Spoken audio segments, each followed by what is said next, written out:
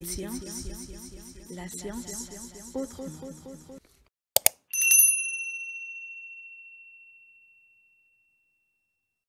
Acha les gars, on y va pour le V4 maintenant, c'est chimie, alcool. On dispose de 3 flacons F1, F2, F3 donc qui ne portent pas des étiquettes. Donc on a 3 alcools A1, A2, A3. Les 3 alcools ont la même FB et ont pour masse molaire 74 grammes. On demande de montrer que la formule brute c'est C4H10O. On demande les FSD possibles correspondant aux 4 isomères possibles de l'alcool en précisant à chaque fois le nom et la classe. Donc l'alcool A1 maintenant, il subit une oxydation ménagée dans une solution de permanganate de potassium en milieu acide. Donc l'alcool un composé C qui réagit avec la DNPH et non avec le réactif de chiffre. On demande d'identifier A1 ainsi que la FSD et le nom du composé C. Ensuite, on demande l'équation bilan de l'oxydation de A en utilisant les formules brutes. Ça, c'est pour la 3. Maintenant, pour la 4, l'alcool A2 maintenant subit la même oxydation, mais elle donne un composé D qui réagit avec la DNPH et avec le réactif de chiffre. On demande les FSD possibles pour A2.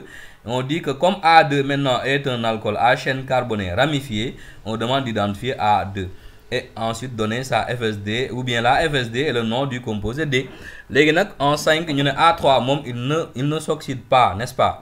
On demande d'identifier A3. Et en 6 maintenant, on dit que l'oxydation de A avec un excès de permanganate donc conduit à la formation de E. On demande la fonction chimique de E ainsi que la FSD et le nom. Après, la dissolution de E, donc d'une masse M de E donne une solution de volume V 50 ml et concentration 10 puissance moins 2. On demande de calculer M. C'est bon? Vite fait, ça a été corrigé donc au niveau de notre programme Devoir FM. Donc, feuille la photo on veut être pragmatique, nice, on veut vraiment un système américain comme nos gars disent. On demande de montrer que la FB donc c'est C4H10O. Donc on sait que un alcool aliphatique donc c'est CnH2n plus 2O. La masse molaire c'est 14n plus 18 égale 74. Donc en divisant, comme tu le vois, on a n égale 4. Donc vite fait, on voit que la formule brute c'est C4H10O. D'accord.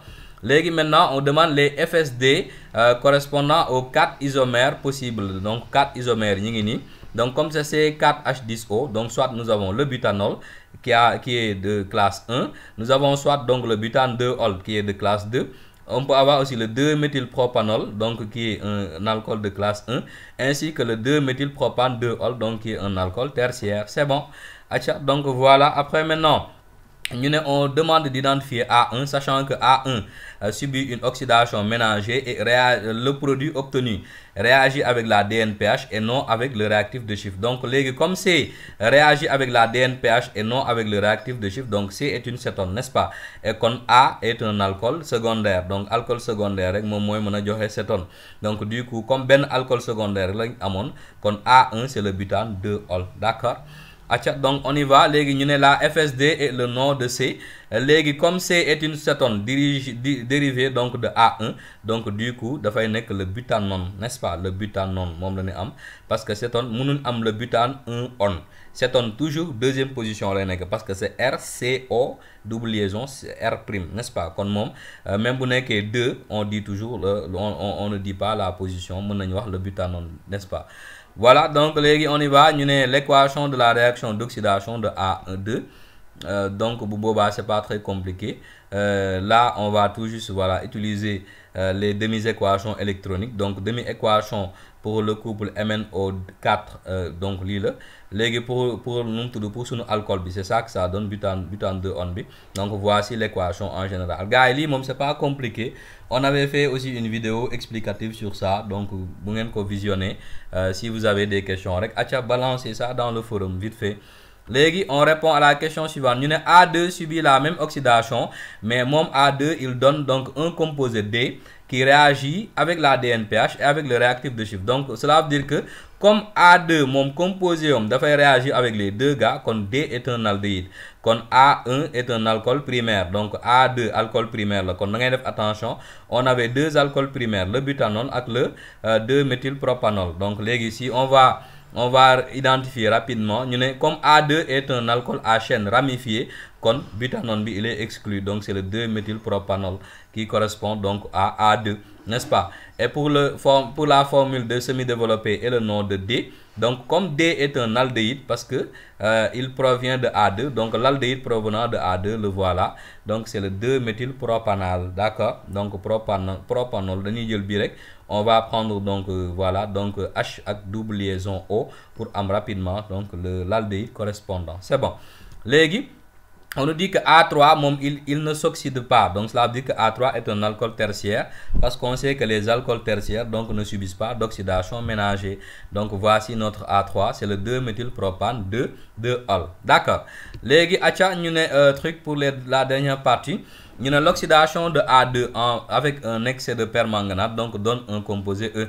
Donc, comme on a dit excès, donc on sait que la dérivée ou bien le produit formé donc va être un acide carboxylique, n'est-ce pas? Donc, A2 est un alcool primaire. Donc, si on oxydé, on a un acide carboxylique qui est donc l'acide 2-méthylpropanoïque, comme vous le voyez. C'est bon? Après, la dissolution donc de E donne un volume 50 ml et un volume de 50 ml de solution avec une concentration 10 puissance moins 2. On veut calculer M, donc on sait que pour calculer M, on sait que N c'est masse sur masse molaire, donc on va dire que M est égal à N sur M. Donc or N, nombre de moles, c'est CV, donc CV, donc finalement masse c'est CVM, donc la masse molaire de l'alcool, de l'acide carboxylique, c'est très facile, donc c'est CN H2NO2, donc on peut calculer sa masse molaire donne 88. En remplaçant et en calculant, donc on trouve que la masse M est égale à 44 mg. D'accord? Allez, gars, on y va rapidement pour la dernière vidéo concernant